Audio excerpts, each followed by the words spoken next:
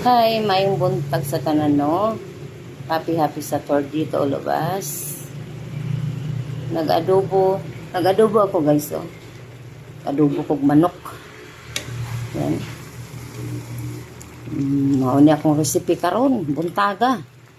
Ayan.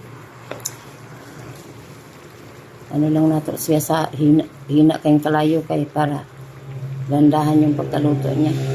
Hindi pinaptik. Kapit na tumaluto, no? Lapot na nga siya, di ba? Lumalabas na yung mantika niya. Yung buntag sa tanan, tuloy-tuloy lang ang buhay. Laban lang sa hamon ng buhay. Lalong-lalo na sa mga OFW dyan.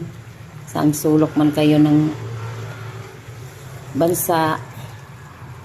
Ingat kayo palagi. Enjoy lang ang buhay. Ako naman ay lumalaban din. Daghang kay pagsulay, oy. Daghang kay pagsulay sa kinabuhi. Pero laban lang. Nana man ang kinabuhi, no? Mintras buhi pa ta, daghan kay pagsulay. Pero kabalo kung kaya nato na, kita pa. Di man tatagaan sa Ginoo problema kung di nato kaya. Kana kay gitagaan tag problema, kaya nato. Alam sa Diyos na ano, kaya nato, no? Kaya okay lang 'yan. Ox na ox.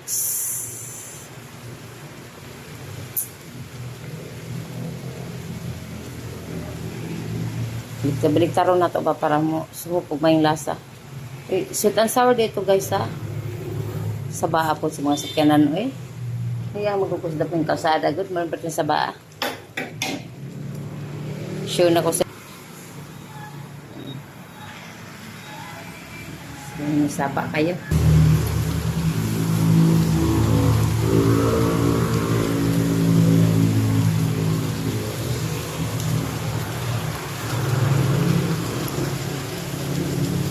Lamig na, lami-lami.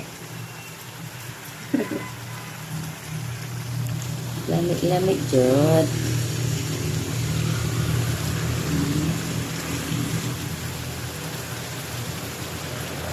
Hindi na ito gluto na gano'n. Pwede na siguro na itong palungon. Ay, ito mahumok mga kayo, eh.